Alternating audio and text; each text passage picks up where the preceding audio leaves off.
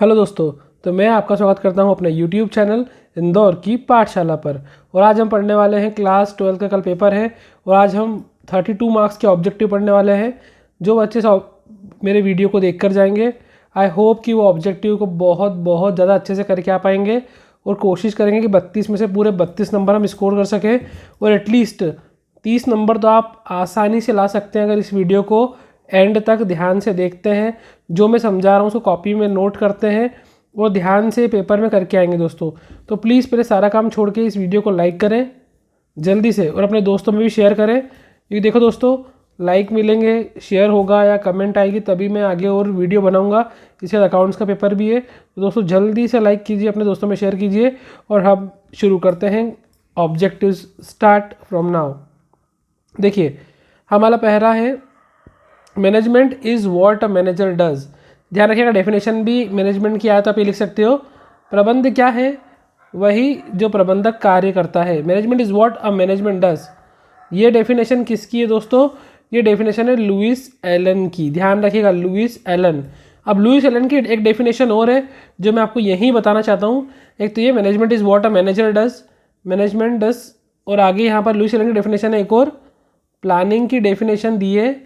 Planning is a cage to capture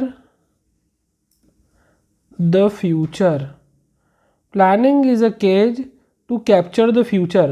Hindi में इसको बोलते हैं नियोजन भविष्य को पकड़ने वाला एक पिंजरा है। ध्यान रखिएगा, हिंदी में इसलिए बता रहा हूँ क्योंकि पेपर में कई बार इंग्लिश में आपको समझ नहीं आता, तो पेपर में please Hindi medium English medium दोनों में आता है तो आप हिंदी में पढ़ लें। नियोजन भविष्य को पकड़ने वाला एक पिंजरा है, किसने कहा है? लुइस एलन ने। Planning is a catch to capture the future. ठीक है, अगला पढ़ते हैं, हम आगे बढ़ते हैं। सेकंड है हमारे सामने, not a characteristic of management. देखिए, इंडस्ट्री जो है वो कैरेक्टरिस्टिक नहीं है। कैरेक्टरिस्टिक मतलब है विशेषता, और कौन कौन सी विशेषता होती है कि मैनेजमेंट प्रोफेशन है, ग्रुप अचीवमेंट एक्टिविटी है, डायनामिक प्रोसेस है। ठीक है, देखिए मैं आपको सारे नहीं कराऊंगा, जो जो इंपॉर्टेंट है बस वही कराऊंगा। तो जल्दी से हम बढ़ते हैं हमारे अगले ऑब्जेक्टिव की तरफ। देखिए दोस्तों, हमारा नेक्स्ट ऑब्जेक्टिव है in which level workers is include. ध्यान रखिएगा, वर्कर जो है वो किसी भी लेवल पे नहीं आते, नन ऑफ दीज। कुछ बच्चे लोअर लेवल पे टिक करके आते हैं, ये गलत है। वर्कर नहीं आते बेटा, लोअर लेवल पे कौन आता है? सुपरवाइजर। कौन आता है लोअर लेवल पे? सुपरवाइजर आता है लोअर लेवल पे, सुपरवाइजर।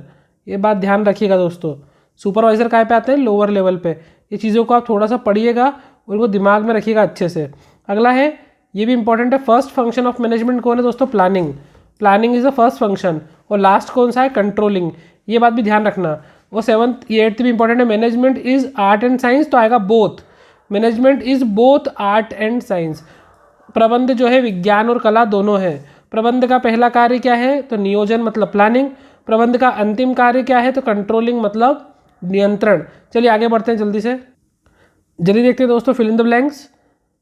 देखो, फर्स्ट फंक्शन प्लानिंग होता है, बता दिया मैंने। Principle of management are. Management के प्रिंसिपल कैसे दोस्तों? Dynamic in nature. अपन ने पढ़ा है ना, कैसे होता है? डायनामिक मतलब परिवर्तनशील होते हैं दोस्तों। मैनेजमेंट क्या है? इंटेंजिबल पावर, अदृश्य शक्ति है। इंटेंजिबल पावर, ध्यान रखना, मैनेजमेंट क्या है? इंटेंजिबल पावर, अदृश्य शक्ति जो दिखती नहीं है लेकिन होती है, इंटेंजिबल पावर। और कंटिन्यूस क्या है? ये प्रोसेस, ध्यान रखिएगा। फिर management are inborn and dash ability. देखो, मैनेजमेंट जो जन्मजात भी होती है और अक्वायर्ड भी होती है। एक्वायर्ड मैंने समझाया था पहले भी मेरे वीडियो में। अक्वायर्ड एबिलिटी मतलब कोई लोग पैदाइशी मैनेजर होते हैं और कुछ इस चीज़ को अक्वायर कर लेते हैं। आगे, management is a servant of. Management किसका सर्वेंट है दोस्तों? प्रबंध जो किसका नौकर है? ध्यान रखना, एडमिनिस्ट्रेशन का, प्रशासन का, एडमिनिस्ट्रेशन। मैं आपके सामने बहुत इंपॉर्टेंट ऑब्जेक्टिव पेश करूँ दोस्तों, इनको ज़रूर वीडियो पॉज करके लिख के जाना। 32 नंबर हो सकता है आपको इसी में से मिल जाए। ठीक है, बढ़ते हैं आगे दोस्तों। देखिए, chief executive officer top level का होता है, बिल्कुल सही होता है, बताया मैंने।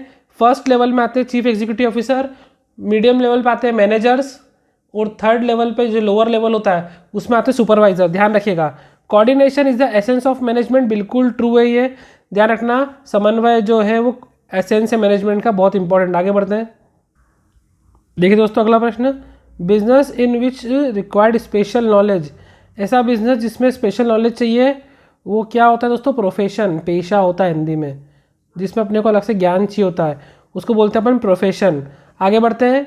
देखिए ये क्वेश्चन में ध्यान रखिएगा, which level of management marketing management, मैंने आपको बताया लेवल का पूछा है और मैनेजमेंट लिखा है, तो मैनेजमेंट कौन से लेवल में आता है दोस्तों, मिडिल लेवल में, आपको बताया मैंने, काय में आता है, मिडिल लेवल में। और कौन सा लेवल है जहाँ पर हम एम्प्लॉय को इवेल्युएट करते हैं या एम्प्लॉय के बारे में जांच करते हैं दोस्तों, जिसको सुपरविजन बोलते हैं, और ये आता है दोस्तों लोअर लेवल में, काय में आता है, लोअर लेवल में। हाँ दोस्तों, अगला प्रश्न है, in which function management include the selection, training और प्रमोशन। देखो कौन सा फंक्शन होता है जो सबसे रिलेटेड होता है, तो इसको बोलते हैं दोस्तों स्टाफिंग। ये अपन ने चैप्टर 6 में पहले पढ़ा है, इसे स्टाफिंग बोलते हैं दोस्तों, ठीक है। ये बहुत इंपॉर्टेंट है, which is called modern function. Modern function मतलब अभी का फंक्शन कौन सा है दोस्तों, इनोवेशन। इसको आपने सेकेंडरी फंक्शन में भी पढ़ा है, इनोवेशन, ठीक है। मतलब इसको बोलते हैं नव प्रवर्तन, इनोवेशन मतलब नव प्रवर्तन। देखो यहाँ पे बोला है father is manager, son is manager, ये कौन सी एबिलिटी है बेटा, तो इनबोर्न बोलते हैं इसको, जिसका जब बेटा मैनेजर है तो बाप भी क्या होगा, मैनेजर, मतलब उसमें पैदाइशी गुण है, तो इसको बोलते हैं इनबोर्न एबिलिटी। क्या वो कौन सी एबिलिटी, इनबोर्न। पिताजी मैनेजर है, बच्चा भी क्या होगा, मैनेजर, ये इनबोर्न है। और ये last very very important, management is developed of people and not the direction of thing. Management जो है वो लोगों को डेवलप करना है, ना कि डायरेक्शन करना। ये किसने कहा है, तो नाम ध्यान रखिएगा, लॉरेंस एप्ले, दिख रहा है आपको स्क्रीन पे, लॉरेंस एप्ले, ये नाम ध्यान रखना, ये आपको एग्जाम में पूछ सकते हैं डेफिनेशन। और ये सबको पता होता है, सिस्टमेटिक नॉलेज को साइंस बोलते हैं, किसी भी चीज़ का सिस्टमेटिक नॉलेज का होता है साइंस। आइए बढ़ते हैं नेक्स्ट पे। देखिए दोस्तों, हमारे पास चैप्टर, अब रिवर्स शुरू करते हैं, चैप्टर 12 में है कंज्यूमर प्रोटेक्शन एक्ट। और ये कब बना था दोस्तों, तो 1986 में बना था, लेकिन अभी इसमें संशोधन हो गया 2019 का। ध्यान रखिएगा, पेपर में अगर आपसे पूछें कि कंज्यूमर प्रोटेक्शन एक्ट को वापस से रीस्टेब्लिश कब किया गया या उसमें चेंजेस कब किए गए, तो 2019 में, ठीक है। इसमें कंज्यूमर की काउंसिल कितने लेवल होती है बेटा, 3 लेवल पे होती है, ध्यान रखिएगा, डिस्ट्रिक्ट फोरम, स्टेट कमीशन और नेशनल कमीशन। डिस्ट्रिक्ट फोरम की जो लिमिट थी वो पहले थी अप टू 20 लाख, 20 लाख तक की, लेकिन जो 2019 में अमेंडमेंट हुआ दोस्तों, तो उसकी जगह ये हो गई है 1 करोड़। कितनी हो गई है, 1 करोड़। आपको पेपर में लिख कर आना है, according to consumer protection act 2019 district forum accept complaint for matter up to 1 crore. Up to 1 crore मतलब 1 करोड़ रुपए तक, ठीक है। अप टू 1 करोड़ मतलब 1 करोड़ रुपए तक। ध्यान रखिएगा, डिस्ट्रिक्ट फोरम 1 करोड़ तक की शिकायत सुन सकती है। इसके बाद आती है दोस्तों स्टेट कमीशन। कौन सी, स्टेट कमीशन, और ये शिकायत सुन सकती है 1 करोड़ से लेके 10 करोड़ तक, 1 करोड़ से लेके 10 करोड़ तक, ठीक है।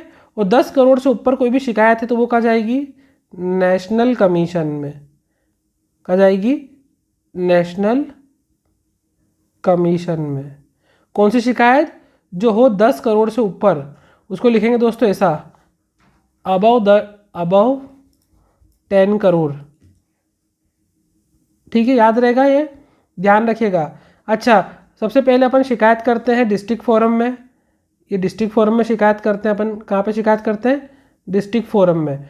अगर डिस्ट्रिक्ट फोरम में अपने को न्याय नहीं मिलता है तो हम 45 दिन के अंदर, विद इन 45 डेज, 45 दिन, विद इन 45 डेज, 45 दिन के अंदर अंदर हम कहाँ जाएंगे, हम जाएंगे इसके बाद स्टेट कमीशन के पास। कहाँ जाएंगे, स्टेट कमीशन के पास। और वहाँ भी अगर अपने को न्याय नहीं मिलेगा तो हम उसकी भी अपील कर सकते हैं 45 डेज में, कहाँ पर, नेशनल कमीशन के पास। क्या कर सकते हैं, अपील, ध्यान रखिएगा, अपील कर सकते हैं, अपील। अपील कैसे लिखते हैं, APPEAL, अपील। अपील आप कर सकते हो 45 दिन के अंदर अंदर, ठीक है। लेकिन जो नेशनल कमीशन डिसीजन दे देगी वो बिल्कुल एंड होगा और सबको मानना पड़ेगा, ये बात ध्यान रखिएगा, ठीक है। ये जो बता रहा हूँ इसको नोट कर चलना, वीडियो पॉज करके। एग्जाम में 32 नंबर के ऑब्जेक्टिव का सवाल है दोस्तों, सीरियस होना बिल्कुल। चलो आगे बढ़ते हैं। देखिए दोस्तों, consumer protection act was created, कब बना था, 1986 में बना था। कब रीस्टेब्लिश हुआ, 2019 में। कितने लेवल होते हैं इसके अंदर जुडिशरी की मशीन के, 3 लेवल होते हैं, district forum, state commission, national commission. देखो कस्टमर की हेल्थ पे इफेक्ट करता है तो क्या बोलते हैं उसको, मिलावट, और मिलावट की इंग्लिश में बोलते हैं एडल्ट्रेसी। एडल्ट्रेसी मतलब मिलावट करना, इससे ग्राहक की तबीयत खराब हो जाती है दोस्तों। वो consumers dash are goods and service of consumption, consumers are dash the goods and service for consumption. ग्राहक क्या करते हैं, वस्तुओं को खरीदते हैं दोस्तों, और खरीदने को बोलते हैं परचेस करना, मतलब क्रय करना। जल्दी से बढ़ते हैं अगले प्रश्न पे।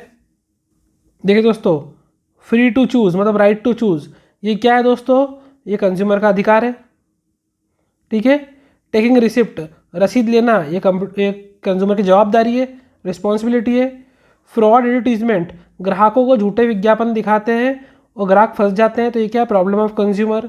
3 लेवल पे कौन होती है, कंज्यूमर की काउंसिल, ये 3 लेवल। और ट्रेडमार्क एक्ट कब बना, 1999, ट्रेडमार्क एक्ट, याद रखिएगा। इस बार साल बहुत पूछ रहे हैं, ईयर बहुत पूछ रहे हैं, 10th वालों के सोशल के पेपर में बहुत सारे ईयर पूछे गए थे, इसलिए ध्यान से पढ़िए। 1 वर्ड की तरफ बढ़ते हैं, जल्दी देखिए दोस्तों। आंसर द फॉलोइंग 1 वर्ड पूछा है। When was the consumer protection act created, 1986, बहुत बार बताया। कंपटीशन एक्ट कब बना, सन 2000 में। ये देखिए तीसरी बार आ रहा है ये। कंज्यूमर की हेल्थ को इफेक्ट कौन करता है, एडल्ट्रेशन मतलब मिलावट, बहुत बार हमने पढ़ा है। और लेवल कितने होते हैं, 3, ये बहुत बार पढ़ा हुआ है। अब कुछ एनसीईआरटी के ऑब्जेक्टिव पढ़ते हैं, पेपर में एनसीईआरटी के ऑब्जेक्टिव बहुत पूछ रहे हैं। देखिए दोस्तों, ये स्पेशल एनसीईआरटी के ऑब्जेक्टिव पूछे गए हैं। तो consumer protection has a moral justification for business, ग्राहकों को बचाना ये मोरल होते हैं हमारे, बिल्कुल होते हैं दोस्तों, ट्रू है ये। In addition to right consumer can also responsibility, भाई जवाबदारी के साथ साथ कुछ अधिकार भी मिलते हैं, राइट के साथ रिस्पॉन्सिबिलिटी मिलती है, बिल्कुल सही बात है।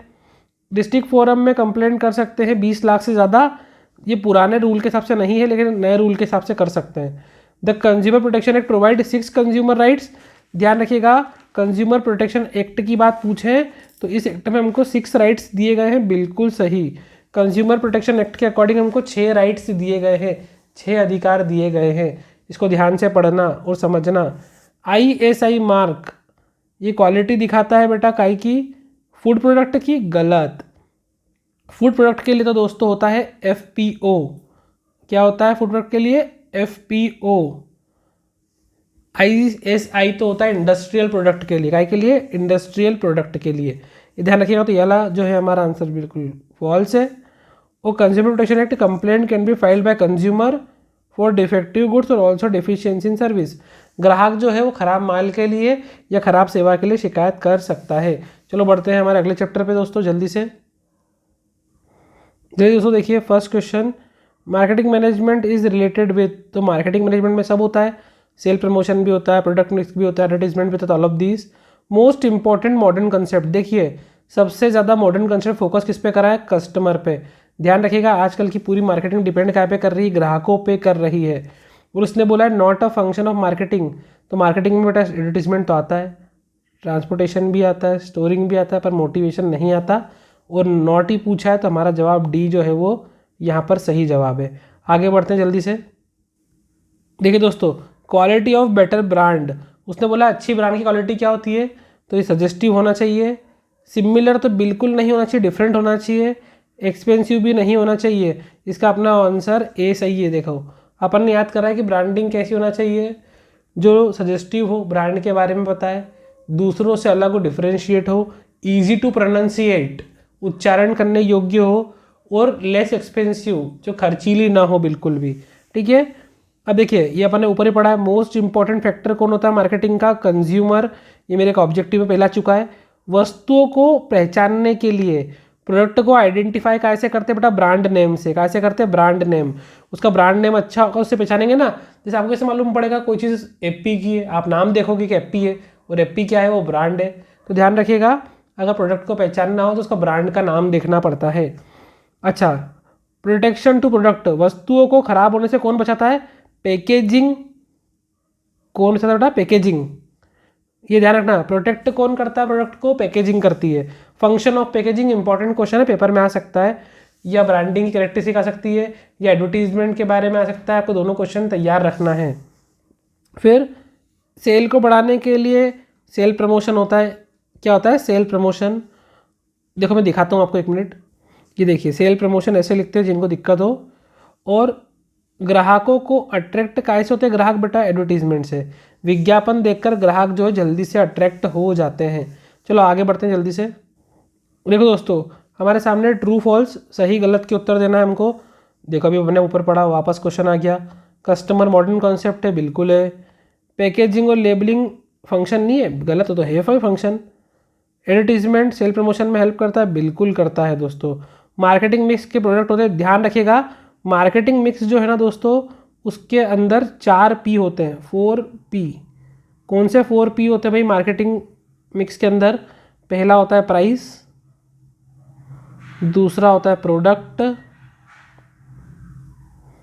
तीसरा होता है प्रमोशन और चौथा होता है प्लेस। इसको बोलते हैं 4 P। ये P से प्राइस, P से प्रोडक्ट, P से प्रमोशन और P से प्लेस। ये मार्केटिंग मिक्स के 4 फैक्टर हैं, ध्यान रखना, ऑब्जेक्टिव में भी पूछ सकते हैं। तो आगे बढ़ते हैं। देखिए दोस्तों, स्टैंडर्डाइजेशन या ग्रेडिंग, वस्तु को ग्रेड करना या स्टैंडर्ड देना, ये क्या है? तो ये हमारा फंक्शन ऑफ मार्केटिंग है। ब्रांडिंग अपन ने पढ़ा है, वस्तु को पहचानने के लिए ब्रांडिंग होती है। प्रोडक्शन एक्टिविटी, देखो अपन ने पढ़ा ना प्राइस प्रोडक्ट, तो ये मार्केटिंग मिक्स का एलिमेंट है, अपन ने ऊपर ही पढ़ के आ रहे हैं अपन। फिजिकल डिस्ट्रीब्यूशन, माल को एक जगह दूसरी जगह पहुंचाना, ट्रांसपोर्टेशन होता है। और एडवर्टीजमेंट काय में काम करता है? सेल प्रमोशन में। बेटा बहुत आसान आता है, मैच द कॉलम, बस ध्यान से पढ़ना तो हो जाएगा आपका काम। देखो दोस्तों, what is called personal contact with customer, ग्राहकों से सीधे जाकर मिलने का काम कौन करता है? Personal selling. आप घर घर देखते दुकानदार आते हैं, सॉरी दुकानदार क्या घूमने आते हैं, फेरी वाले बोलते हैं इनको, वेंडर बोल सकते हैं। जो घर घर आते हैं अपन को सामान बेचते हैं, क्या बोलते हैं उसको? पर्सनल कॉन्टैक्ट या पर्सनल सेलिंग। ठीक है, वस्तु को पहचानना, बार बार पढ़ चुके हैं, ब्रांडिंग होता है, भूलना मत। फिर मोस्ट इम्पॉर्टेंट फिर आ गया कस्टमर होता है। और विच policy create the various process of marketing, which policy पूछी है उसने, कौन सी पॉलिसी होती है जो मार्केटिंग में काम आती है? तो मार्केटिंग मिक्स। कौन सी आती है दोस्तों? मार्केटिंग मिक्स, भूलना मत। और मैनेजमेंट का सबसे इंपॉर्टेंट ऑब्जेक्ट क्या है? Consumer satisfaction. ये अपन ने बहुत बार पढ़ लिया है। सबसे इंपॉर्टेंट ऑब्जेक्ट क्या है मैनेजमेंट का आज के ज़माने में? Consumer protection. ठीक है, अब कुछ एनसीईआरटी के देखते हैं अपन ऑब्जेक्टिव। दोस्तों ये ऑब्जेक्टिव चैप्टर 10 में से है। प्राइमरी मार्केट सेकेंडरी मार्केट क्या होते हैं? ये एक दूसरे के कॉम्प्लीमेंट्री होते हैं दोस्तों। कॉम्प्लीमेंट्री मतलब एक दूसरे को सहयोग करने वाले। टोटल स्टॉक एक्सचेंज कितने हैं इंडिया में दोस्तों? 23। ध्यान रखिएगा, total number of stock exchange कितने हैं इंडिया में? 23। 2 इसमें से नेशनलाइज्ड है, 2 कितने हैं? नेशनलाइज्ड है, अलग से ध्यान रखने का। मतलब 21 + 2 कुल मिला के 23 होते हैं दोस्तों, ध्यान रखिएगा। अब एनएसई का सेटलमेंट क्या होता है? T+2। इंपॉर्टेंट है, ध्यान रखिएगा एनएसई। फिर इसका पूरा नाम है नेशनल स्टॉक एक्सचेंज। और ये इंडिया में कब रिकॉग्नाइज्ड हुआ स्टॉक एक्सचेंज के रूप में? तो 1992। ध्यान रखिए क्या बोला है मैंने?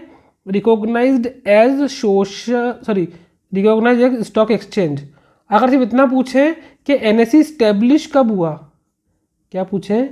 स्टेब्लिश कब हुआ, स्टेब्लिश, तो इसमें आएगा 1988। ठीक है, ध्यान रखना क्या बोल रहा हूँ। अगर इस्टेब्लिश बोले तो 1988, और अगर आपसे बोले रिकॉग्नाइज कब हुआ स्टॉक एक्सचेंज के रूप में, तो 1992। ठीक है, इस्टेब्लिश कब हुआ मतलब ये कब लागू हुआ, तो 1988 में इस्टेब्लिश हुआ, बनाया गया। और इसको स्टॉक एक्सचेंज, इसका विपणी कब माना गया, तो 1992 में माना गया। आगे बढ़ते हैं।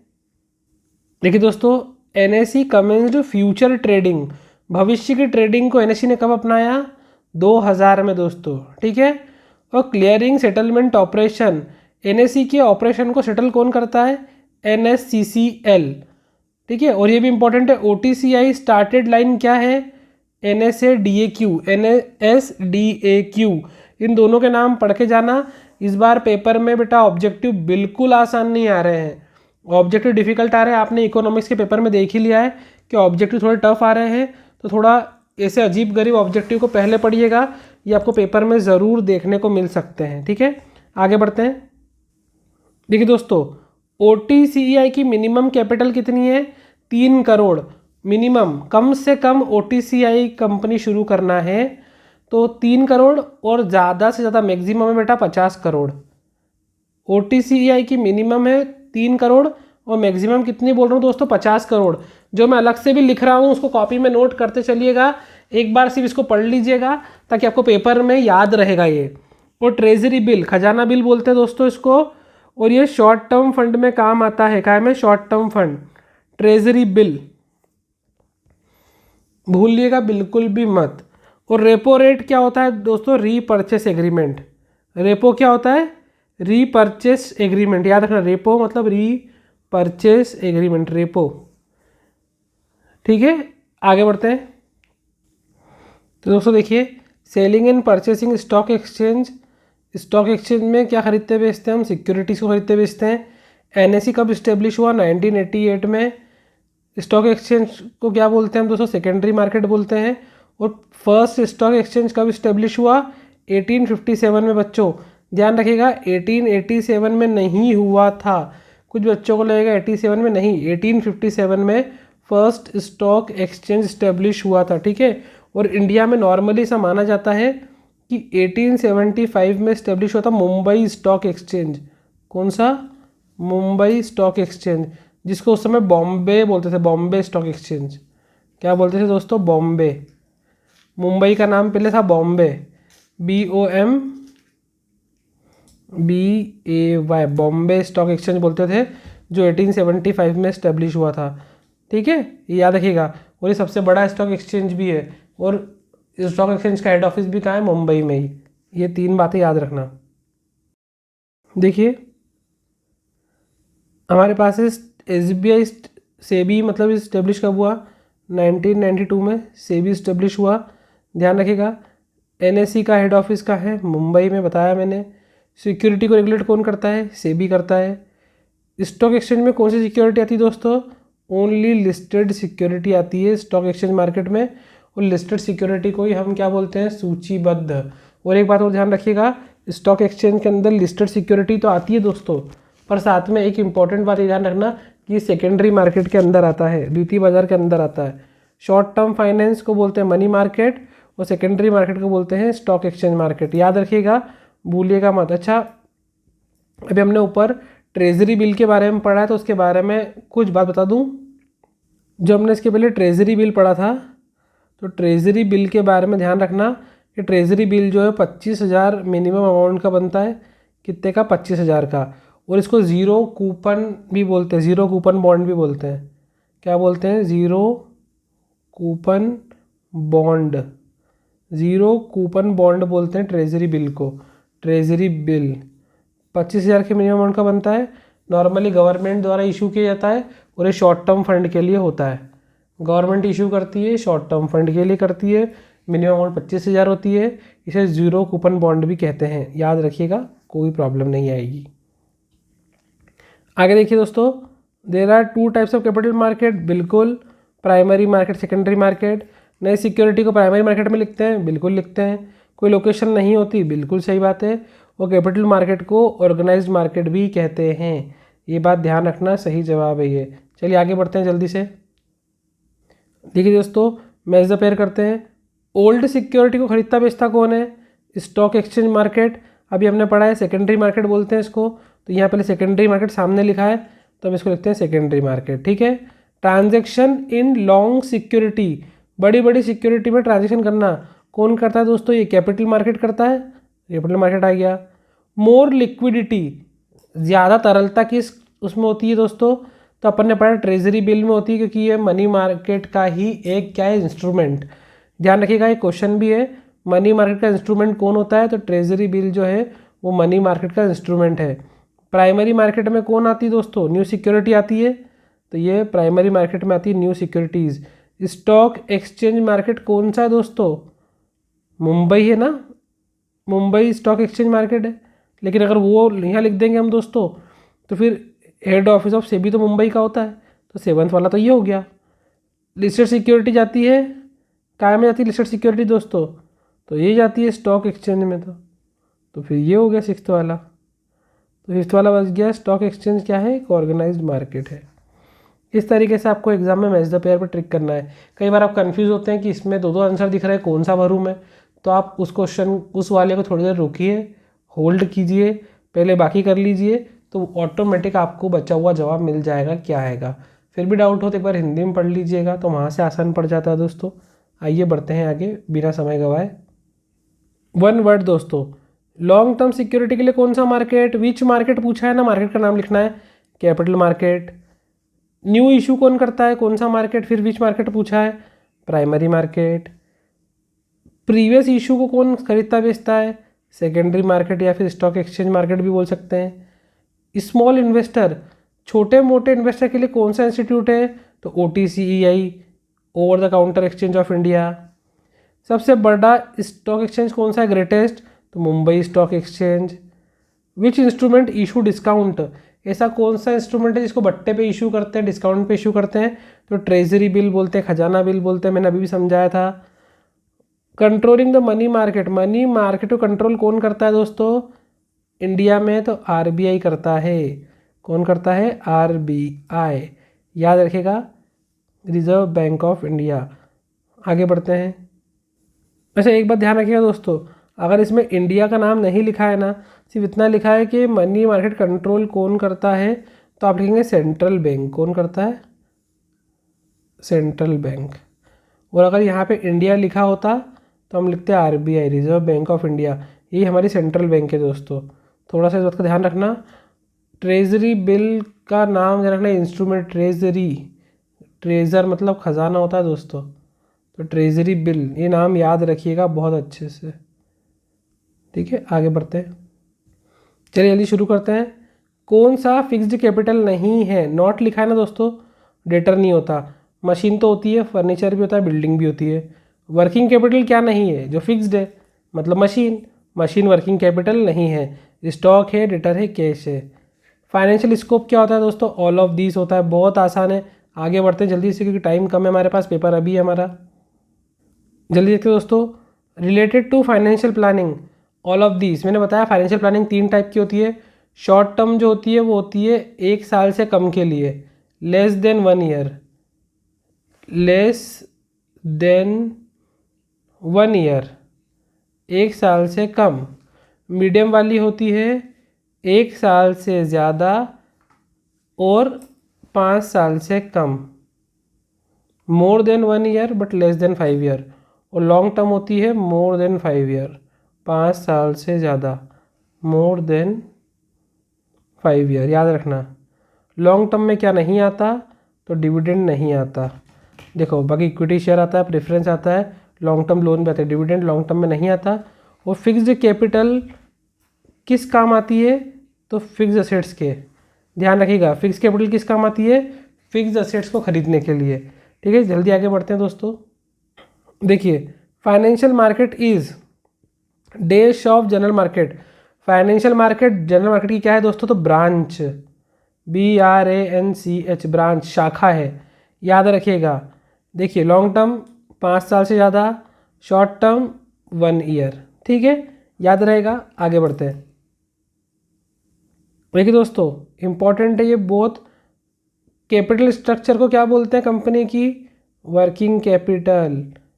कैपिटल स्ट्रक्चर को बोलेंगे वर्किंग कैपिटल, भूलना मत, पेपर के लिए इम्पॉर्टेंट है ये भी इम्पॉर्टेंट है दोस्तों, वेरी वेरी इंपॉर्टेंट। सॉरी एक मिनट, एक थोड़ी सी मिस्टेक हुई हमसे, यहाँ पर आएगा फिक्स्ड कैपिटल, वही मुझे लग रहा था थोड़ी गड़बड़ है। कैपिटल ऑफ बिजनेस बोला है, बिजनेस की पूंजी कौन सी होती है, फिक्स्ड कैपिटल। और करंट असेट्स का प्लस क्या होता है, वर्किंग कैपिटल। ये ध्यान रखना दोस्तों, यहाँ पर एक भूल हो गई, ध्यान रखना। अगर आपसे थोड़ा क्लीन करके लिखता हूँ उसको मैं वापस से, ध्यान से देखिए। अगर ऐसा लिखा आ जाए capital structure of business, business की कैपिटल कौन सी होती है, तो फिक्स्ड, कौन सी होती है दोस्तों, फिक्स्ड कैपिटल। और the sum of current assets, current assets को जोड़ लेते हैं तो क्या बन जाती है, वर्किंग कैपिटल, कार्यशील पूंजी, ध्यान रखना दोस्तों। इक्विटी शेयर को क्या होता है, वोटिंग राइट, अपन ने अकाउंट में पढ़ा है तो दोस्तों आता सबको। और लैंड और बिल्डिंग में पैसा लगाना कौन सी कैपिटल है, फिक्स्ड कैपिटल। तो ये भी आई होप आपको आता होगा। आगे बढ़ते हैं। कुछ ट्रू फॉल्स हमारे लिए इंपॉर्टेंट। कैपिटल स्ट्रक्चर फिक्स्ड होते हैं, अभी हमने पढ़ा, ट्रू। कैपिटल मार्केट ऑर्गेनाइज्ड है, ये पढ़ा है हमने, ट्रू। कैपिटल लाइफ ब्लड होता है बिजनेस का, ये भी होता है, ट्रू। और financial management is a part of management, ये भी ट्रू। ये ध्यान रखना, ये सही थे, दिमाग में रखिएगा इसको। आगे बढ़ते हैं। देखिए दोस्तों, match the column. Financial management क्या है दोस्तों?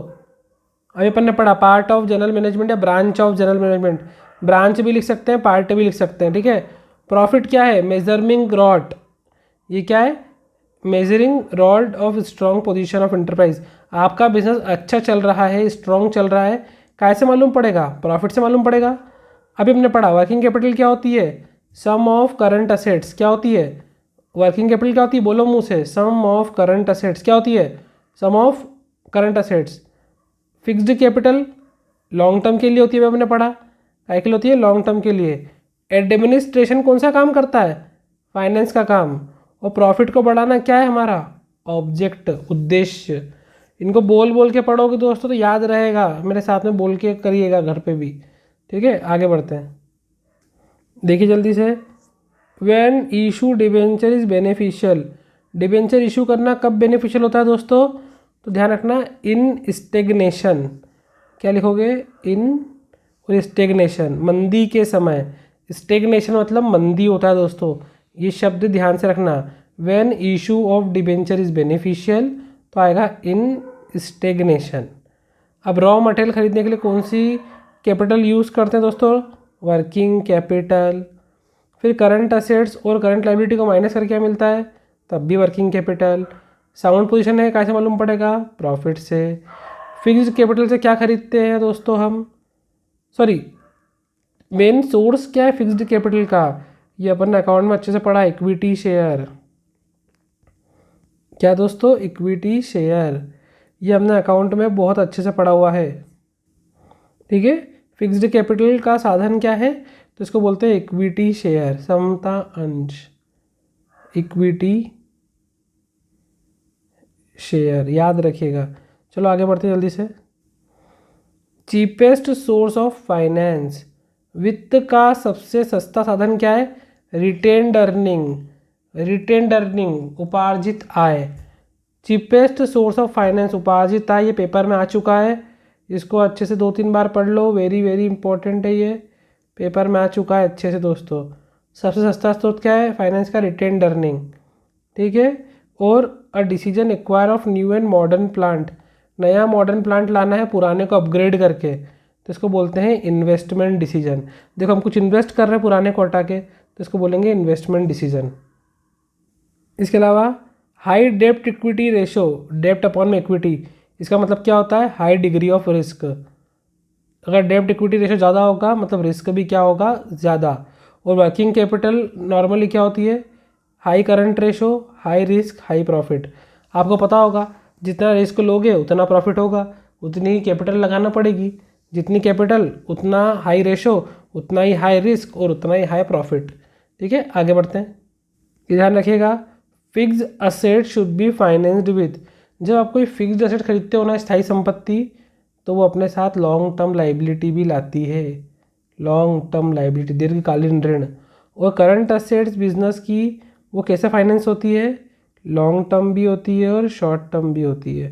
Partly long term and short term both. देखिए दोस्तों, which of the following is not applicable on corrective action. कौन सी चीज़ें कंट्रोलिंग में करेक्ट करने में हेल्प नहीं करती? तो एंडोसेंट्रिक सेंटर, ये इंपॉर्टेंट याद रखना। बजटरी कंट्रोल के लिए क्या बनाना पड़ता है हमको? क्या बनाना पड़ता है? पहले बजट बनाना पड़ेगा आपको। और बजट ध्यान रखिएगा, ये न्यूमेरिकल टर्म में होता है। कायम होता है न्यूमेरिकल टर्म में। बजट कैसे बनाते हैं? फोरकास्टिंग करके। ध्यान रखिएगा, एस्टिमेट डाटा को न्यूमेरिकल टर्म में लिखना बजट कहलाता है। एस्टिमेट डाटा को न्यूमेरिकल टर्म में लिखना बजट कहलाता है। बजट काय में हेल्प करता है? बजटरी कंट्रोल में। ये ऑब्जेक्टिव आपको पूछ सकते हैं। इसके अलावा मैनेजमेंट ऑडिट की टेक्निक क्या होती है? ये क्या चेक करता है? Management of company. नाम में लिखा है ना, मैनेजमेंट ऑडिट क्या चेंज करता है? Management of company. सिंपल है भाई, नाम में लिखा है। ऑडिट मतलब होता है अंकेक्षण करना, जांच करना। तो मैनेजमेंट ऑडिट की जांच करेगा? मैनेजमेंट की जांच करेगा। सिंपल। आगे बढ़ते हैं, देखिए दोस्तों, एफिशिएंट सिस्टम। एक अच्छा सिस्टम क्या होता है? जिसमें सब चीज़ हो भाई। ऑब्जेक्ट को पूरा करो, एम्प्लॉय की मोरल को बढ़ाओ और स्टैंडर्ड को मेंटेन रखो, मतलब ऑल ऑफ दिस। और कंट्रोलिंग का फंक्शन, कंट्रोलिंग कैसा फंक्शन है दोस्तों? फॉरवर्ड लुकिंग भी है और बैकवर्ड लुकिंग भी है। ऑल ऑफ दिस नहीं आएगा बेटा, forward looking as well as backward looking, forward भी है और बैकवर्ड भी है, forward as well as backward, मतलब भविष्य में भी देखना है और पीछे भी देखना है। ठीक है, आगे बढ़ते हैं। देखिए दोस्तों, ब्रेक इवन एनालिसिस क्या होता है? जब हम ये चेक करते हैं कि कंट्रोलिंग में कितना प्रॉफिट हो रहा है, कितना लॉस हो रहा है, क्या हो रहा है, क्या नहीं हो रहा है, तो ब्रेक इवन एनालिसिस क्या है? तो ये है टेक्निक ऑफ कंट्रोलिंग। क्या है ये? टेक्निक, काय की टेक्निक ऑफ कंट्रोलिंग, कंट्रोलिंग करने की टेक्निक होती है ब्रेक इवन एनालिसिस। इन्हें पूछा ये क्या है, what is break even analysis, तो लिखा है टेक्निक ऑफ कंट्रोलिंग। और ये कौन सा पॉइंट पूछता है कि ब्रेक इवन पॉइंट कौन सा पॉइंट है, तो वो पॉइंट है जहाँ पे नो प्रॉफिट नो लॉस होता है, ना ही प्रॉफिट होगा ना ही लॉस होगा। ये लिखा है देखो ऊपर, what is the called the point, ये लिखा है देखो, पॉइंट ऑफ प्रोडक्शन, पॉइंट लिखा है दोस्तों। तो पॉइंट कौन सा है? There is no profit no loss, जहाँ प्रॉफिट भी नहीं लॉस भी नहीं, तो वहाँ होता है ब्रेक इवन पॉइंट। ठीक है, याद रखिएगा। आगे बढ़ते हैं, जल्दी से मैच द पेयर कर लेते हैं दोस्तों। बजट क्या है मैंने बताया, फोरकास्टिंग, कैसा फोरकास्टिंग? न्यूमेरिकल टर्म में। डेविएशन क्या होता है? एक्चुअल परफॉर्मेंस को स्टैंडर्ड से कंपेयर करना, डेविएशन होता है। ठीक है, अपवर्ड क्या होता है? नीचे से ऊपर क्या जाता है दोस्तों? कौन सी चीज़ है जो नीचे से ऊपर जाती है या ऊपर से नीचे, sorry, from upward to downward लिखा है, सॉरी मैं ध्यान से पढ़ा नहीं, अपवर्ड मतलब ऊपर से नीचे आती है, मतलब टॉप लेवल से और नीचे, फिर और नीचे। जैसे बॉस ने इसको बोला मैनेजर को, मैनेजर ने नीचे आके सुपरवाइज़र को बोला, उसके नीचे उसने क्लर्क को बोला, ऐसे यहाँ पे भी लेवल बनता है। इसको स्केलर चेन भी बोलते हैं दोस्तों। और ये काय में आता है? प्लानिंग में आता है। काय में आता है? प्लानिंग में। नो प्रॉफिट नो लॉस बताया मैंने, ब्रेक इवन पॉइंट होता है। और स्टैंडर्ड कॉस्ट अकाउंटिंग क्या होती है दोस्तों? कॉस्ट अकाउंटिंग होती है, बहुत आसान है ये। चलिए आगे बढ़ते हैं। इसमें एक इम्पॉर्टेंट है, deviation is always negative, false. Deviation जो है वो पॉजिटिव भी हो सकता है दोस्तों और नेगेटिव भी हो सकता है, या तो पॉजिटिव भी हो सकता है, नेगेटिव भी हो सकता है। इसमें लिखा है ऑलवेज नेगेटिव, हमेशा नेगेटिव होता है क्या? नहीं, पॉजिटिव भी हो सकता है, नेगेटिव भी हो सकता है। इसके अलावा दोस्तों, comparison of actual performance with, हम एक्चुअल परफॉर्मेंस को किससे कंपेयर करते हैं दोस्तों? ध्यान रखिएगा, इसको कंपेयर करते हैं हम स्टैंडर्ड से। कैसे करते हैं? स्टैंडर्ड से, ध्यान रखिएगा। और एक्चुअल परफॉर्मेंस को स्टैंडर्ड में से माइनस कर देते हैं तो क्या मिलता है हमको मिलता है दोस्तों डेविएशन, DEVIATION, डेविएशन मिलता है। क्या मिलता है? डेविएशन। जब एक्चुअल परफॉर्मेंस को या एक्शन परफॉर्मेंस को स्टैंडर्ड से हटाते हैं या चेक करते हैं, डेविएशन मिलता है। ठीक है दोस्तों, आगे बढ़ते हैं। देखिए यहाँ फिर सेम क्वेश्चन है, एक्चुअल परफॉर्मेंस और स्टैंडर्ड के बीच का डिफरेंस डेविएशन कहलाता है, इंपॉर्टेंट है। कंट्रोलिंग क्या है? एंड रिजल्ट है। लास्ट फंक्शन भी क्या है? कंट्रोलिंग है। फर्स्ट फंक्शन क्या है? प्लानिंग है। डिफरेंस बिटवीन एक्चुअल और स्टैंडर्ड डेविएशन, ये वर्ड ध्यान रखना। देखिए दोस्तों, the communication network which all subordinate under supervisor communicate through supervisor only, जहाँ पर क्या लिखा है? In which all subordinate under supervisor communicate through supervisor only, जहाँ पर सिर्फ सुपरवाइजर से बात कर सकते हैं और किसी से बात नहीं करेंगे। कम्युनिकेट थ्रू सुपरवाइज़र, भाई ये आपस में कुछ नहीं बोलेंगे, सिर्फ सुपरवाइज़र से बात करेंगे, तो इसको अपन क्या बोल सकते हैं? व्हील बोल सकते हैं। आगे बढ़ते हैं। देखिए दोस्तों, highest level need hierarchy of Abraham Maslow, आपसे यही पूछ सकते हैं कि नीड हियरार्ची किसने निकाली थी? तो अब्राहम मैस्लो ने निकाली थी। और किस बारे में थी? सेल्फ एक्चुअलाइजेशन नीड के बारे में। सबसे इम्पॉर्टेंट ध्यान रखिएगा। अगला, process of converting the message into symbol, message को सिंबल में कन्वर्ट करने को क्या बोलते हैं दोस्तों? देखिए आपने मैसेज को सिंबल में कन्वर्ट कर दिया तो क्या बोलेंगे आप इसको आप बोलेंगे दोस्तों इनकोडिंग। क्या बोलेंगे? इनकोडिंग। नारायण मूर्ति जो थे उनकी कौन सी कंपनी थी दोस्तों? इन्फोसिस, याद रखिएगा, भूलना मत। और अब्राहम मैस्लो ने जो ये नीड्स निकाली, तो देखो नीड्स का संबंध क्या से दोस्तों? मोटिवेशन से। कैसे संबंध है इसका? मोटिवेशन, अभिप्रेरणा से। और मोटिवेशन कैसी होती है दोस्तों? साइकोलॉजिकल। कैसी होती है? साइकोलॉजिकल, मतलब मानसिक होती है, साइकोलॉजिकल। अभिप्रेरणा होती है मोटिवेशनल, कैसी होती है? साइकोलॉजिकल, मानसिक, याद रखिएगा, या मनोवैज्ञानिक बोलते हैं इसको। मनोवैज्ञानिक, साइकोलॉजिक। आगे बढ़ते हैं। इसके अलावा दोस्तों जल्दी देखिए, ग्रेप वाइन कौन सी कम्युनिकेशन होती है? ग्रेप वाइन मतलब अंगूर लता के समान, तो इनफॉर्मल होती है दोस्तों। डाउनवर्ड फ्लो होता है हमेशा, फ्लो क्या होता है? डाउनवर्ड होता है किसका? ऑर्डर का। ऑर्डर हमेशा डाउनवर्ड मतलब ऊपर से नीचे की ओर जाते हैं, बॉस ने दिया। लीडरशिप किसका पार्ट है दोस्तों? डायरेक्टिंग का। लीडरशिप किसका पार्ट है? डायरेक्टिंग का। ठीक है। मोटिवेशन कितने टाइप के होते हैं? 2 टाइप के होते हैं। इसको मॉनेटरी नॉन मॉनेटरी बोल सकते हैं, या फाइनेंशियल नॉन फाइनेंशियल भी बोल सकते हैं दोस्तों। ध्यान रखिएगा, ऐसे मोटिवेशन जिनका संबंध पैसों से होता है उसको बोलते हैं मॉनेटरी मोटिवेशन, उसका संबंध पैसों से नहीं होता उसको बोलते हैं नॉन मॉनेटरी मोटिवेशन। इसका डिफरेंस भी याद करिएगा और कैरेक्टरिस्टिक भी। देखिए मोटिवेशन में क्या होता है, जिनको हम पैसे देके मोटिवेट करते हैं वो मॉनेटरी, वो जहाँ पर उनको जॉब की सिक्योरिटी देके, प्रमोशन देके, या उनको अच्छी रिस्पेक्ट देके, या उनको एक पहचान देके उनको मोटिवेट करते हैं, उसको बोलते हैं नॉन मॉनेटरी मोटिवेशन। ठीक है दोस्तों, आई होप समझ में आ रहा होगा आपको अच्छे से। आगे बढ़ते हैं। ध्यान रखिएगा, इस ऑब्जेक्टिव बच्चे कई बार गलती कर देते हैं। Directing is mostly required at, directing कहाँ करने की ज़रूरत पड़ती है दोस्तों? लोअर लेवल पे। बच्चे सोचते हैं कि डायरेक्टिंग कौन करता है? Top level. ऐसा नहीं पूछा कौन करता है, उन्हें पूछा डायरेक्टिंग की रिक्वायरमेंट कब होती है? लोअर लेवल पे, निम्न स्तर पर डायरेक्टिंग की ज़रूरत पड़ती है। अगला, supervisor is manager of, supervisor कौन से लेवल पे आता है दोस्तों? लोअर लेवल पे आता है। मैंने पहले सिखाया फर्स्ट चैप्टर में आपको। आगे बढ़ते हैं, देखिए जल्दी। What is called the recruitment in academic institution, academic institution पे रिक्रूटमेंट होता है जब, तो क्या बोलते हैं दोस्तों इसको? इसको बोलते हैं दोस्तों कैंपस रिक्रूटमेंट, कैंपस भर्ती। कैंपस और रिक्रूटमेंट की डेफिनेशन एक ही है, मीनिंग।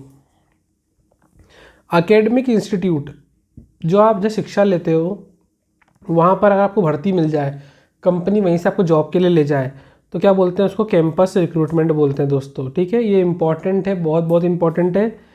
अकेडमिक इंस्टीट्यूशन पे अगर आपका रिक्रूटमेंट हो जाता है तो कैंपस रिक्रूटमेंट कहलाता है। अच्छा, मॉडर्न सोर्स क्या है रिक्रूटमेंट का? भर्ती सबसे ज़्यादा कहाँ से होने लग गई आजकल? इंटरनेट से। इंटरनेट पे आता है ना, ऑनलाइन वर्क के लिए अप्लाई करो, तो मॉडर्न सोर्स क्या है रिक्रूटमेंट का? इंटरनेट। ठीक है। अच्छा, ऐसी कौन सी प्रोसेस है जिसमें कैंडिडेट को 2 पार्ट में डिवाइड कर देते हैं? तो सिलेक्शन दोस्तों, सिलेक्शन। एक होता है रिजेक्ट, एक होता है select. Staffing is a part of management, staffing कौन सा पार्ट है मैनेजमेंट का दोस्तों? हमने पढ़ा है, विच मैनेजमेंट पूछा है ना, कौन से मैनेजमेंट का? तो ये मैंने पेपर में भी दिया था, ह्यूमन रिसोर्स मैनेजमेंट। कौन सा management? Human resource management. Staffing मतलब इंसानों की करते हैं ना दोस्तों, तो ये ह्यूमन रिसोर्स से संबंधित है। अब on job training is imparted, मतलब ऑन जॉब ट्रेनिंग कहाँ पर होगी? तो ये आता है दोस्तों वर्क प्लेस। क्या आता है? Work place. What is developed by training, training से क्या डेवलप होता है दोस्तों? Practical knowledge. क्या होता है? Practical knowledge. ठीक है। एडवर्टीजमेंट कौन सा सोर्स है दोस्तों रिक्रूटमेंट का? एक्सटर्नल, बाहरी सोर्स। एडवर्टीजमेंट से क्या होता है? बाहर के लोग जॉब पे आते हैं ना एडवर्टीजमेंट देख के। इसमें एक और इंपॉर्टेंट छूट गया दोस्तों, नीचे देखिए वो, ये बहुत इंपॉर्टेंट है। What does an apprentice get during training period, apprentice को ट्रेनिंग पीरियड के दौरान क्या मिलता है दोस्तों? तो इसको बोलते हैं स्टीपेंड। क्या बोलते हैं दोस्तों? स्टीपेंड। जब कोई इंसान ट्रेनिंग करता है तो ट्रेनिंग के दौरान उसको जो पैसे मिलते हैं उसको बोलते हैं अपन स्टीपेंड। ठीक है। और choosing an appropriate and right person for right position, सही व्यक्ति को सही पोजीशन के लिए चुनने को अपन क्या बोलते हैं दोस्तों? इसको बोलते हैं हम सिलेक्शन। क्या बोलते हैं? सिलेक्शन। ठीक है। देखिए यहाँ पर, selection is an effort not means, selection क्या है? एक एफर्ट है, मीन नहीं है, ये इंपॉर्टेंट है। जॉब रोटेशन कहाँ पर होती है? बैंकों में होती है, याद रखिएगा, भूलना मत। देखो, कॉलिंग ऑफ एक्स सर्विसमैन, जो यहाँ से रिटायर होकर चले गए हैं उनको वापस बुलाना, तो भाई चले गए ना फर्म छोड़ के, तो ये भी क्या होगा? एक्सटर्नल सोर्स ही होगा। ठीक है। और कैंडिडेट को डिवाइड करना, कौन कौन क्वालिफाइड है कौन अनक्वालिफाइड है, तो ये काय में होता है दोस्तों? ये होता है सिलेक्शन में। काय में? सिलेक्शन में। क्वालिफाइड अनक्वालिफाइड को अलग अलग कर देना। और ये भी समझाया था मैंने आपको अभी से। रिक्रूटमेंट इन एकेडमिक इंस्टीट्यूशन क्या बोलते हैं इसको? Campus recruitment. क्या बोलते हैं? कैंपस रिक्रूटमेंट की ये लिखी है। और एम्प्लॉयमेंट एक्सचेंज ओपन कौन करता है दोस्तों? बहुत बहुत इंपॉर्टेंट है, क्लीन कर दूँ इसको मैं। एम्प्लॉयमेंट एक्सचेंज कौन ओपन करता है? तो गवर्नमेंट। कौन करता है दोस्तों? गवर्नमेंट। एम्प्लॉयमेंट एक्सचेंज कौन ओपन करता है? तो गवर्नमेंट ओपन करती है, सरकार ओपन करती है। देखिए, promotion is which type of source of recruitment. Promotion कैसा सा टाइप है दोस्तों? इंटरनल। ध्यान रखना, प्रमोशन करना या ट्रांसफ़र करना, प्रमोशन करना या ट्रांसफ़र करना दोनों इंटरनल सोर्स है। इसके अलावा एडवर्टीजमेंट देना, कैंपस रिक्रूटमेंट करना, एक सर्विसमैन को बुलाना, रिलेटिव को बुला लेना, ये सब कौन से सोर्स है? एक्सटर्नल सोर्स है। अच्छा, ट्रेनिंग में ध्यान काय पे देते हैं? तो प्रैक्टिकल नॉलेज पे दोस्तों। काय पे ध्यान देते हैं? प्रैक्टिकल नॉलेज पे। परीक्षा बोर्ड के सेट में ऑल अराउंड लिखा है, वो गलत है दोस्तों। आपको प्रैक्टिकल नॉलेज पे ध्यान देता है, ठीक है। देखिए दोस्तों, स्टाफिंग क्या है? Appointing the person on work, व्यक्ति को काम पर लगाना स्टाफिंग कहलाता है। और स्टाफिंग का रिलेशन किससे होता है? पर्सन से, इसलिए हम इसको ह्यूमन रिसोर्स मैनेजमेंट कहते हैं, ठीक है दोस्तों।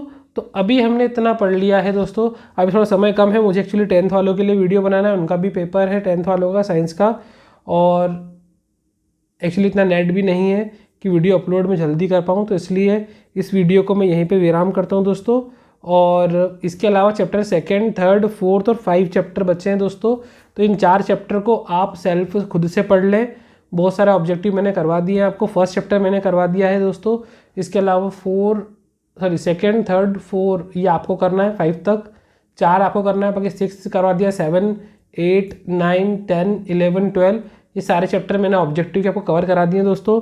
जो एनसीईआरटी के थे वो भी कवर करा दिए आपको। बस मैं कुछ इंपॉर्टेंट टॉपिक बता दूंगा जल्दी से, उस पर ध्यान रखिएगा आप। कि हेनरी फेयोल का ध्यान रखना कि हेनरी फेयोल जो थे वो माइनिंग इंजीनियर थे, ठीक है दोस्तों। और एफ.डब्ल्यू. टेलर कौन थे? तो ये भी एक इंजीनियर ही थे दोस्तों, पर अमेरिकन इंजीनियर थे, ठीक है। इस बारे में थोड़ा सा ध्यान रखिएगा। इनकी बुक का नाम ध्यान रखिएगा कि 1903 में 1903 में एफ.डब्ल्यू. टेलर की शॉप नाम से पूछा गई थी, शॉप, ठीक है। और 1911 में principle of scientific management book आई थी 1911 में, ठीक है। और शॉप जो बुक थी उनकी वो 1903 में आई थी, ठीक है। ये थोड़ा सा पढ़ के रखिएगा, 1903 और 1911। और 1915 में जो है वो उनकी डेथ हो गई थी, किसकी? एफ.डब्ल्यू. टेलर की। इन्हें हम फादर ऑफ साइंटिफिक मैनेजमेंट के नाम से जानते हैं, वैज्ञानिक प्रबंध के जन्मदाता। और इनकी टेक्निक्स भी पढ़ के रखना कि time study, motion study, फैटिक study, इसके अलावा 8 बॉस स्कीम, फंक्शनल फॉर्मेनशिप और डिफरेंशियल पीस रेट सिस्टम सब एफ.डब्ल्यू. टेलर ने दिए। हेनरी फेयोल ने हमको 14 प्रिंसिपल ऑफ मैनेजमेंट दिए, ध्यान रखना। और इनको मॉडर्न मैनेजमेंट का जन्मदाता भी कहा जाता है, ये भी ध्यान रखना। इनका ईयर आप एक बार पढ़ लीजिएगा तो आपको उसमें याद आ जाएगा कि कब आएगा। ये ज़रूर पढ़ के जाइएगा कि इनका जो है वो जन्म कब हुआ या कहाँ हुआ है, इन्होंने कौन सी बुक लिखी है, बुक का नाम ध्यान से। इन्होंने 14 प्रिंसिपल निकाले थे, ये बात भी ध्यान रखना, ठीक है। और 3rd चैप्टर के अंदर बता दूं आपको जो इम्पोर्टेंट है कि न्यू इकोनॉमिक पॉलिसी भारत में कब आई थी? नवीन आर्थिक नीति 1991 में आई थी। न्यू इकोनॉमिक पॉलिसी इसके अंदर LPG था दोस्तों, liberalisation, privatisation, globalisation. Liberalisation, privatisation और ग्लोबलाइजेशन ये कब आया था? 1991 में। कौन से 91 में? जुलाई 1991 में आया था, ठीक है। अच्छा, एक चीज़ और इम्पॉर्टेंट, भारत में डीमोनेटाइजेशन कब हुआ था? तो 2016 में नरेंद्र मोदी जी ने करा था डीमोनेटाइजेशन, जब उन्होंने 500 और 1000 के नोटों को बंद कर दिया था। ये दूसरा डीमोनेटाइजेशन था। इसके पहले एक बार और हुआ था जो मोरारजी देसाई ने किया था। किसने? मोरारजी देसाई ने। डीमोनेटाइजेशन का मतलब क्या होता है दोस्तों? कि भारत में या किसी भी देश में जो करेंसी चलती है उस पर ऑफिशियली बैन लगा देना। ऑफिशियली क्या कर देना? बैन लगा देना। To stop the official to stop the currency officially of any country, किसी भी कंट्री में जो करेंसी चलती है उसको ऑफिशियली स्टॉप कर देना, डीमोनेटाइजेशन आता है। इसी को हम विमुद्रीकरण भी कहते हैं और अपनी भाषा में से हम नोटबंदी के नाम से जानते हैं। भारत में नोटबंदी कितनी बार हुई दोस्तों अभी तक? तो 2 बार हुई है। एक बार मोरारजी देसाई ने की थी और एक बार नरेंद्र मोदी ने की 2016 में, जब 500 और 1000 के नोट को उन्होंने ऑफिशियली बंद कर दिया था। ये बात भी ध्यान रखना, ऑब्जेक्टिव में पूछ सकते हैं। इसके अलावा पंचवर्षीय योजना का वही तो 1 अप्रैल 1951 में प्रथम 5 ईयर प्लान, पंचवर्षीय योजना 5 ईयर प्लान तब आया था। ठीक है, प्लानिंग वाला मैं आपको बता चुका हूँ, ध्यान रखिएगा। प्लानिंग में मेरे को एक चीज़ और बताना है, ज़रा वो देख लो फटाफट आप आपकी स्क्रीन के सामने, थोड़ा जल्दी देख लेते हैं दोस्तों। देखो, statement which guide the employ, focus कहाँ पे करना है? इस पे। एम्प्लॉय को गाइड करने के लिए जो बनाई जाती है वो होती है पॉलिसी दोस्तों, ध्यान रखिएगा। और ये लिखा है स्ट्रिक्टली फॉलो, कौन सी स्टेटमेंट स्ट्रिक्ट फॉलो करने के लिए आती है? तो रूल बनाए जाते हैं स्ट्रिक्ट फॉलो करने के लिए, ध्यान रखना। अच्छा, कौन सी चीज़ प्लान से रिलेटेड नहीं है? तो बजट तो है, प्रोग्राम भी है, प्रोसीजर भी है, मोटिवेशन नहीं है, तो ये हमारा आंसर रहेगा। Last point of planning, planning की प्रोसेस जिसने याद करी इसको पता होगा, फॉलो अप एक्शन होता है। अच्छा, जो मैं बोल रहा हूँ उस पर ध्यान रखना, स्ट्रिक्टली बात बोले तो रूल, एम्प्लॉय को गाइड करने का बोले तो पॉलिसी, और जहाँ पे वर्ड लिखा है सीक्वेंस, क्या लिखा है? सीक्वेंस, तो वहाँ होता है प्रोसीजर। ये ध्यान रखना, प्लानिंग फर्स्ट स्टेप है मैनेजमेंट की, जहाँ सीक्वेंस बोले वहाँ प्रोसीजर, जहाँ एम्प्लॉय गाइड करने का बोले वहाँ पॉलिसी, और जहाँ स्ट्रिक्टली अप्लाई का बोले वहाँ पे रूल। ये ध्यान रखना जो बोल रहा हूँ। ये देखिए दोस्तों, dash tell us what is to be done, what is not to be done, क्या करना है और क्या नहीं करना है ये कौन बताता है हमको? रूल। कौन बताता है दोस्तों? रूल, क्या करना है और क्या नहीं करना है। और अभी आपको बताया मैंने एम्प्लॉय को गाइड करना, कौन गाइड करता है एम्प्लॉय को? पॉलिसीज़। अभी मैं ऊपर बता के आ रहा हूँ आपको, एम्प्लॉय को गाइड कौन करता है दोस्तों? पॉलिसी गाइड करती है। What is to be done, what is not to be done, क्या करो क्या मत करो ये कौन बताएगा? रूल बताएंगे दोस्तों। और डिज़ायर्ड रिजल्ट को न्यूमेरिकल टर्म में बताना, मैंने आपको पहले भी समझाया था, किसी भी रिजल्ट को न्यूमेरिकल टर्म में दिखाना होता है बजट। क्या होता है दोस्तों? बजट। इसको डिज़ायर रिजल्ट को न्यूमेरिकल टर्म में बताना। ये तीनों बहुत बहुत बहुत इंपॉर्टेंट है, पेपर में पूछ सकते हैं आपको। देखिए जल्दी से, प्लानिंग जो है वो फर्स्ट फंक्शन है मैनेजमेंट का, पता है। बजट को काय में एक्सप्रेस करते हैं, ये अपन ने पढ़ा है पीछे, न्यूमेरिकल टर्म में। ये भी इंपॉर्टेंट है, बजट को पेश करते हैं न्यूमेरिकल टर्म में। ठीक है, प्लानिंग में अपन काय के बारे में सोचते हैं? Thinking about what? Thinking about future, भविष्य के बारे में सोचते हैं प्लानिंग में। इसको हिंदी में ज़रूर पढ़ना जो ऑब्जेक्टिव में डाउट हो। प्लानिंग में किसके बारे में सोचते हैं? फ्यूचर के बारे में। प्लानिंग कैसी प्रोसेस है दोस्तों? तो कंटिन्यूस भी लिख सकते हो आप इसको, कंटिन्यूस भी लिख सकते हो आप इसको, या फिर इसको इंटेलेक्चुअल भी लिख सकते हो, बुद्धिमान भी, इंटेलेक्चुअल। अच्छा, रिगिड इंस्ट्रक्शन, कठोर आदेश कौन से होते हैं दोस्तों? रूल। रूल होते हैं ना स्ट्रिक्ट मतलब रिगिड, कठोर आदेश क्या होते हैं? रूल होते हैं। आपको एग्जाम में ध्यान रखना है, कठोर आदेश हिंदी में दिख जाएगा, रिगिड मतलब कठोर। कठोर क्या होता है? रूल। रूल बोलते हैं ना स्ट्रिक्टली फॉलो करना पड़ेंगे, कठोरता से पालन करना पड़ेगा, रूल, ध्यान रखना। और रूल कायम में हेल्पफुल होते हैं। रूल क्यों बनाते हैं दोस्तों अपन? क्या मेंटेन करने में काम आता है रूल? नियम कायम में काम आते हैं, डिसिप्लिन में। कायम में काम आते हैं, डिसिप्लिन। रूल कायम में हेल्पफुल होते हैं डिसिप्लिन मेंटेन करने में। डिसिप्लिन मतलब क्या होता है दोस्तों? अनुशासन को मेंटेन करने में। ठीक है, और क्या काम कैसे करना है? यूनिफॉर्मिलिटी कौन दिखाता है? प्रोसीजर। ये बताता है काम में यूनिफॉर्मिलिटी है कि नहीं, कौन दिखाता है बेटा? प्रोसीजर। ठीक है, तो ये देखिए मैंने आपको चैप्टर 4 भी कंप्लीट लगभग करवा ही दिया है। इसकी मैच द पेयर और देख लो बस। ये देखिए दोस्तों, बजट क्या है मैंने आपको बताया जल्दी से। अभी फॉरकास्टिंग करते हैं अपन बजट में, काय में करते हैं? न्यूमेरिकल टर्म में। Optimum use of resources, resources का पूरा पालन करना, ये कौन दिखाता है हमको? हमारी स्ट्रेटेजी बताती है। ठीक है, डिटर्मिनेशन सीक्वेंस कौन बताता है दोस्तों? प्रोसीजर। प्लानिंग की प्रोसेस क्या है दोस्तों? Process of planning. प्लानिंग की प्रोसेस में क्या आता है? ये आपने अगर याद करेगी पता होगा, सिलेक्शन ऑफ अल्टरनेटिव आता है। और यूज कॉस्ट, ज़्यादा कास्ट होना क्या? लिमिटेशन प्लानिंग की है। तो दोस्तों ये चैप्टर 4 भी करा दिया मैंने आपको, चैप्टर 3 रिवाइज करा दिया, चैप्टर 2 के बारे में बता दिया कौन कौन से पढ़ना है आपको। और चैप्टर 5 में ऑर्गेनाइजेशन है, तो ध्यान रखना ऑर्गेनाइजेशन कितने टाइप का होता है, डेलीगेशन के 3 एलिमेंट होते हैं। डिसेंट्रलाइजेशन क्या होता है कि अथॉरिटी के साथ में रिस्पॉन्सिबिलिटी भी दे देना, उसको डिसेंट्रलाइजेशन बोलते हैं। उसमें फ्रीडम इन्जॉय करते हैं। वो अगर आपने थोड़ा बहुत भी पढ़ा होगा तो पता होगा। फॉर्मल ऑर्गेनाइजेशन क्या होता है, इनफॉर्मल क्या होता है, जहाँ पे सोशल अट्रैक्शन हुआ इनफॉर्मल होता है। तो दोस्तों ये आपका ऑब्जेक्टिव लगभग मैंने बहुत सारे करवा दिए हैं। आप एक बार जो बच गए चैप्टर 5 वाले, वो चैप्टर जो सेकंड मैंने पढ़ने का बोला है, वो इनको एक बार थर्ड वाले को जो है पढ़ के चले जाना, तो आपके ऑब्जेक्टिव बहुत बहुत अच्छे जाएंगे दोस्तों। बस ध्यान रखिएगा, जो जो मैंने समझाया है उसको एक बार वापस से सुन लीजिएगा वीडियो को, तो आपको ये बहुत सारे ऑब्जेक्टिव ओरल ही याद हो जाएंगे और आप पेपर में लिख के आ पाओगे। ध्यान रखिएगा, अगर कोई ऑब्जेक्टिव में डाउट हो तो उसको हिंदी मीडियम में ज़रूर पढ़ लीजिएगा। तो दोस्तों सभी को ऑल द बेस्ट, पेपर अच्छे से दीजिएगा और चैनल को लाइक कीजिए जल्दी, अगर नहीं करा है तो आपका पेपर बहुत बहुत अच्छा जाएगा। ईमानदारी से देखिए, मैं आपको मेहनत कर रहा हूँ पढ़ा के, आप बिल्कुल ईमानदारी से चैनल को लाइक करें, अपने दोस्तों में शेयर करें और कमेंट करें ज़रूर कि वीडियो कैसी लगी आपको जल्दी से दोस्तों। और आप पूरी वीडियो देखिए, हमेशा आपका पेपर सारे अच्छे जाएंगे दोस्तों। धन्यवाद and all the best, good bye.